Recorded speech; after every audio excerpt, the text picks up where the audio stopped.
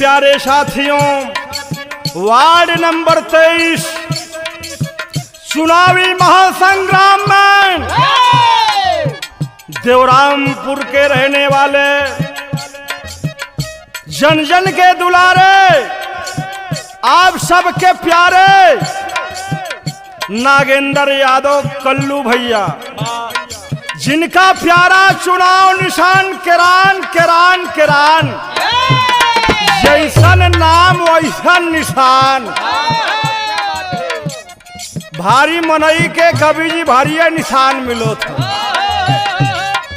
जन जन का प्यारा चुनाव निशान किरान, वार्ड नंबर 23 के लोगों का प्यारा चुनाव निशान किरान। नागेंद्र यादव कल्लू, पुत्र लक्ष्मी शंकर यादव, दादा राम उदित यादव जो स्वर्गीय है, आप लोग किरान पर मोहर लगाकर भारी मतों से विजयी बनाने का काम करेंगे साथियों। दादा राम उदित यादव के सपने को साकार करेंगे, लक्ष्मी शंकर यादव के सपने को साकार करेंगे साथियों। भाई कल्लू यादव को भारी मतों से विजयी बनाने का काम करेंगे। मैं भी रहा गायक संतोष कमल, साथियों की आवाज में सब भैया बाबू लोगन से, वार्ड नंबर के 23 के लोगन से हाथ जोड़ के विनती बा, ठे गुजारिश बा। का गुजारिश हो बाबू?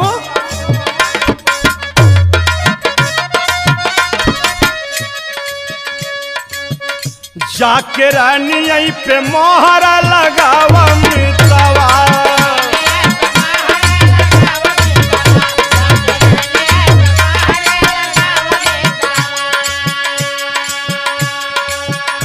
भैया कल्लू के विजयी बनावा मितवा,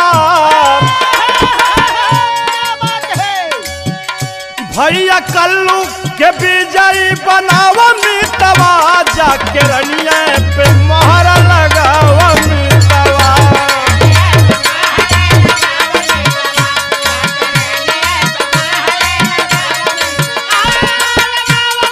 अरे जिया जिया भैया जिया,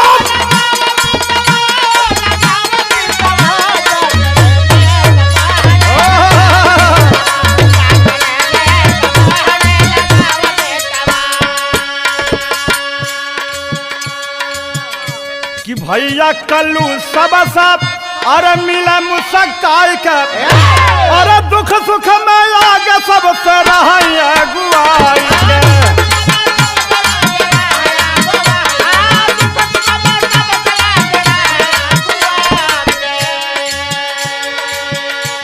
अब की जीत के सहारा, अब की जीत के सहारा, अरे बधावा मितवा, जाके रनिया पे मोहरा लगावा मितवा।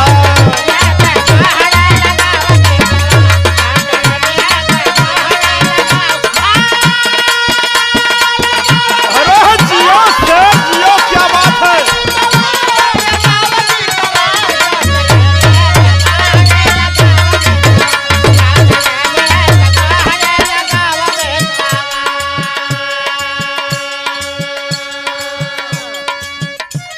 माताओं एवं बहनों, नौजवान साथियों, वार्ड नंबर 23 के सम्मानित लोगों,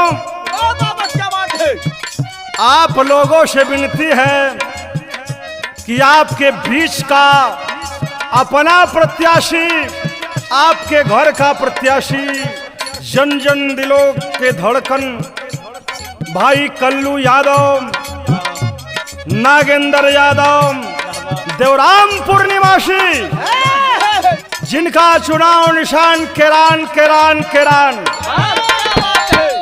किरान को नहीं साथियों भूलना है। 15 तारीख को बूथ पर जाकर के अपने मत का प्रयोग करना है, और वह मत का प्रयोग कहाँ करना है मैं बता रहा हूँ साथियों। वह प्यारा चुनाव निशान है किरान किरान किरान किरान पर अपने मत का प्रयोग करके भारी मतों से विजयी बनाने का काम करेंगे। तो कल्लू भैया वह नौजवान नवयुवा साथी हैं जो आगे पढ़कर बाबू चाहे वह दुख हो चाहे सुख हो सब में बाबूजी हाथ बटाने का काम करते हैं। तो ऐसे नौजवान साथी को बाबूजी एक बार मौका जरूर देना चाहिए, जरूर देना चाहिए। इसलिए किरान पर मोहर लगाना, नगेंद्र यादव कल्लू भैया को भारी मतों से विजयी बनाना। अरे भैया किरान जानी केहू भूलैया, अरे भैया किरान जानी केहू भूलाया, अरे दई के आशीर्वाद सब विजयी बनाया।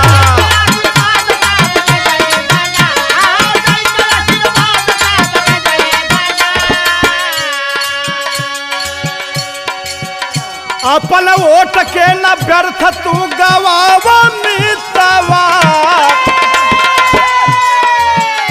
अपन वोट के न व्यर्थ तू गवावा मितवा, जाके रनिया पे मोहर लगावा मितवा।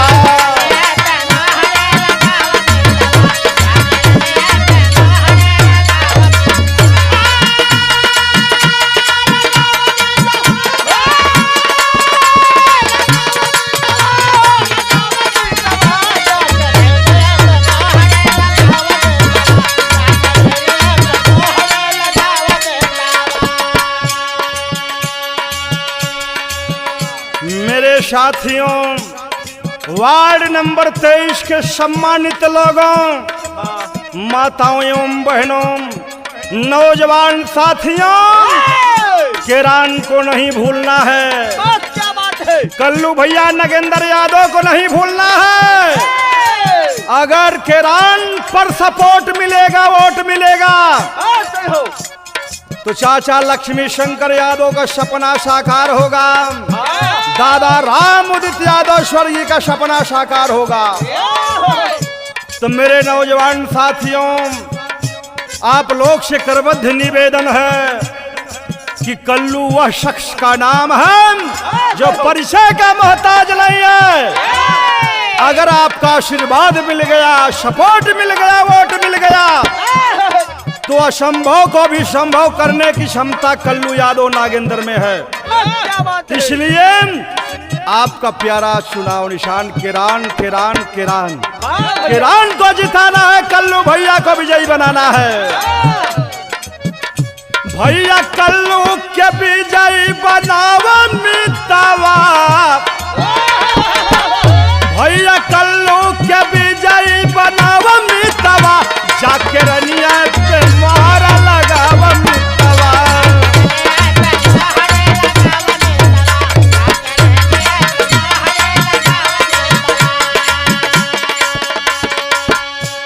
अरे क्षेत्रवा के काम जवानत बाटे अधूरा, अरे नागेंद्र कल्लू भैया करी है पूरा।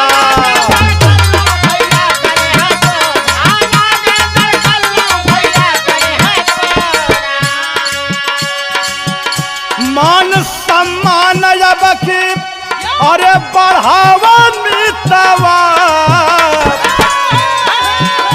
मान सम्मान अब की बढ़ावा मितवा, जाके रनिया पे मोहर लगावा मितवा।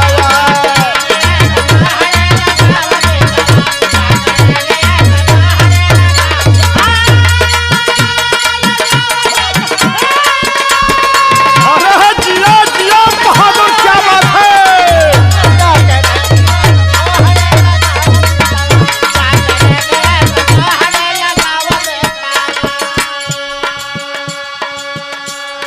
वार्ड नंबर 23 के जन जन से मेरा कहना है कि आने वाले समय में यह कल्लू यादव विकास पुरुष बनेगा। जो कार्य अब तक नहीं हुआ उसे पूरा करने का बाबूजी बीड़ा उठाएगा, संकल्प लेगा कल्लू यादव। भैया तो बड़ी सुनहरी घड़ी है, बड़ा सुनहरा पल है, किस पल को ना गवाए मेरे साथियों। मेरे नौजवान भाइयों, मान सम्मान बढ़ा करके किरान पर मोहर लगाना है। किरान को नहीं भूलना मेरे साथियों। भारी मतों से किरान पर मोहर लगाकर किरान को विजयी बनाना है। कल्लू यादव को विजयी बनाना है।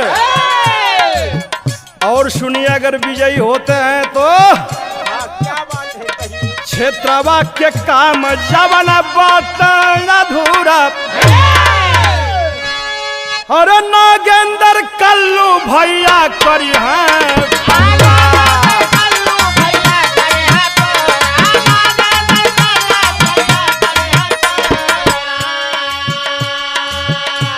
मान सम्मान जब की अरे बढ़ावा मितावा हई केरनिया पे मोहर लगावा मितावा।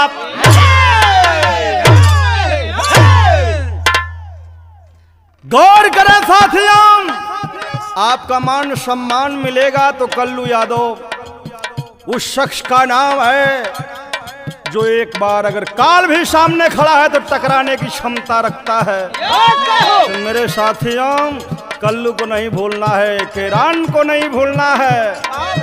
इस नौजवान युवा साथी को एक बार सेवा करने का मौका जरूर देना है। देवरामपुर के रहने वाले नागेंद्र कल्लू यादव, पुत्र लक्ष्मी शंकर यादव, दादा राम उदित यादव कि सपने को साकार करना है, किरान पर मोहर लगाना है, भारी मतों से कल्लू यादव को विजयी बनाना है। अगर विजयी बनते हैं तो अरे जीत जाई है कल्लू भैया, सपना कुली पुरई है।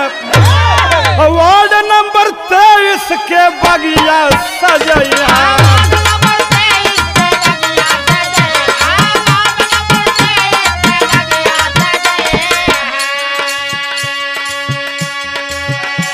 संतोष गुरु शरण के सपना अरे सजावा मितवा। संतोष गुरु शरण के सपना सजावा मितवा, जाके रनिया पे मोहर लगावा मितवा।